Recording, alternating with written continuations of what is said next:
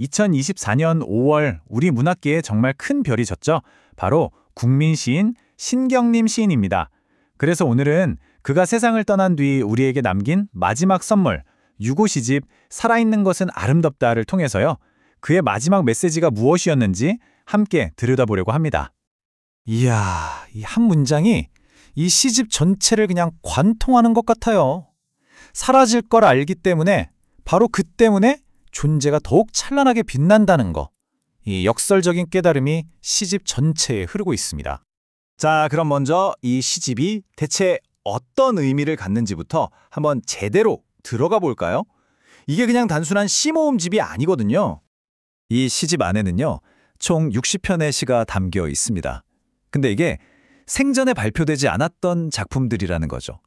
시인이 정말 마지막 순간, 평상에서도 끝까지 놓지 않았던 그 언어들. 말 그대로 세상에 남기는 마지막 목소리인 셈이에요. 게다가 이게 무려 11년 만에 나온 시집이라는 점도 정말 중요해요. 그 오랜 침묵 끝에 나온 목소리라서 그런지 훨씬 더 깊고 뭔가 응축된 울림이 느껴지더라고요. 시인은 삶의 마지막에서 정말 가장 근원적인 질문들과 마주했던 것 같아요. 여기 보시는 것처럼 삶과 죽음, 유한함, 그리고 그 모든 걸 따뜻하게 감싸 안는 시선 같은 것들이죠. 특히 저 마지막, 눈에 띄지 않는 작은 존재들에서 가치를 발견하는 것, 이건 신경림 시인의 평생의 화두이기도 했고요. 그렇다면 이 마지막 시들을 우리에게 남긴 신경림 시인, 대체 어떤 분이었을까요? 그를 이해하는 몇 가지 핵심 키워드를 한번 짚어보겠습니다. 많은 분들이 아시겠지만 그는 국민 시인이라고 불렸죠. 근데 이게 그냥 유명해서 붙은 그런 별명이 아니에요. 이 칭호에는 정말 평범한 사람들, 우리 이웃들, 바로 그 민중의 마음과 삶을 가장 잘 대변하는 목소리라는 깊은 의미가 담겨 있습니다. 그의 시는 평생 동안 늘 낮은 곳을 향해 있었어요. 60년이 넘는 긴 시간 동안 가난한 농민들, 도시의 힘든 노동자들, 또 사회의 변두리로 밀려난 사람들, 그 사람들 곁을 묵묵히 지켰던 거죠. 평론가 연무님의 이 평가가 신경림 시인의 문학사적 위치를 정말 정확하게 보여주는 것 같아요. 신경림의 시는 그냥 감상에 젖은 그런 노래가 아니었다는 거죠. 그 시대의 아픔을 기록한 생생한 현실이면서 동시에 가장 깊은 문학적 감동을 주는 원형이었다. 정말 대단한 평가입니다. 그의 시 세계는요, 한 곳에 그냥 머물러 있지 않았어요. 시대가 변하면서 시선도 자연스럽게 넓어졌죠. 하지만 그 중심은 단 한 번도 흔들리지 않았습니다. 그의 여정을 한번 쭉 따라가 볼까요? 시골 마을 충주에서 태어나서 처음에는 농민들의 애환을 노래했죠. 바로 그 유명한 농무가 이때 나왔고요. 그러다가 80년대 산업화 시대로 접어들면서 시선이 도시의 빈민들에게로 옮겨갑니다.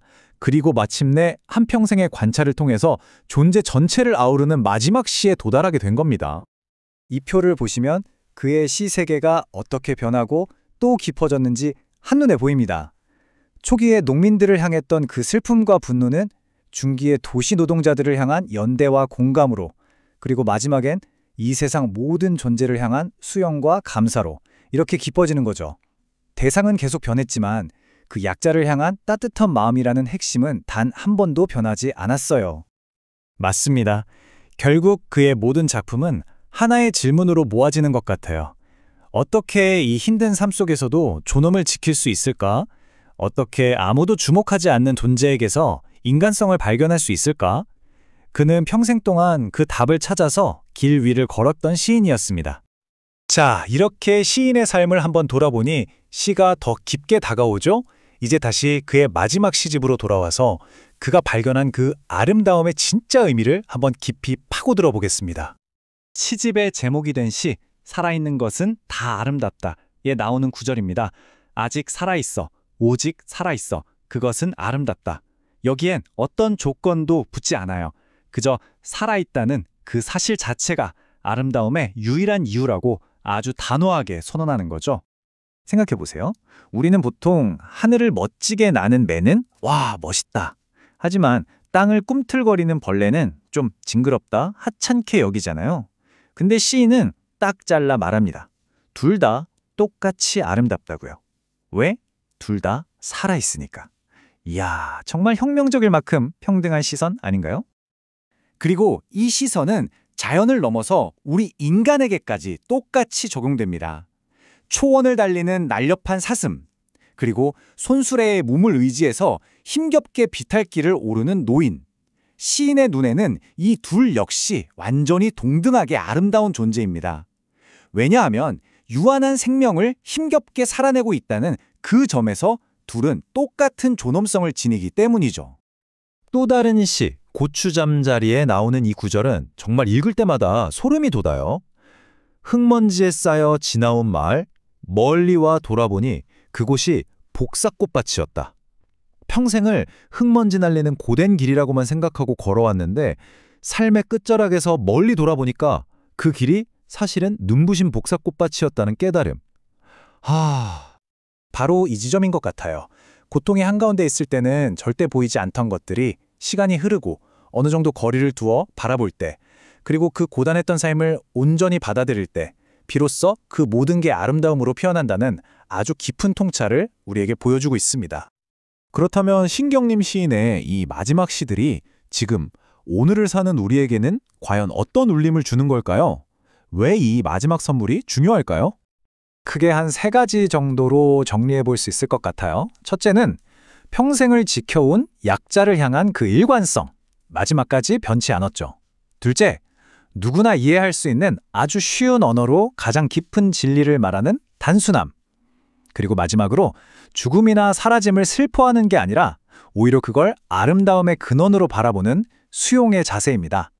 빛보다 그늘이 더 빛난다. 와, 이 구절은 그의 철학을 정말 한 문장으로 압축해서 보여주는 것 같아요. 모두가 빛나는 곳, 밝은 곳만 쳐다볼 때 그는 늘 그늘에 주목했잖아요. 그리고 그 그늘이야말로 더 깊은 빛을 품고 있다고 말하는 겁니다. 이건 우리 삶의 어두운 구석, 아픔과 슬픔 속에도 분명히 의미와 빛이 있다는 그런 따뜻한 위로가 되죠. 그래서 이 시집은요, 죽음을 앞둔 노시인의 어떤 슬픈 노래나 비탄이 아니에요. 오히려 우리에게 어떻게 살아야 하는지, 그리고 우리 자신의 삶을 어떻게 사랑하고 바라봐야 하는지를 알려주는 아주 다정한 안내서, 길잡이 같습니다. 결국 시인은 우리에게 질문을 던지고 있는 셈입니다. 살아있기에 아름답고 곧 사라지기에 더 아름다운 것들. 여러분의 오늘 속에는 어떤 복사꽃밭이 숨어 있나요? 잠시 멈춰서서 우리 곁을 그냥 스쳐 지나가는 그 아름다움을 한번 발견해 보는 건 어떨까요?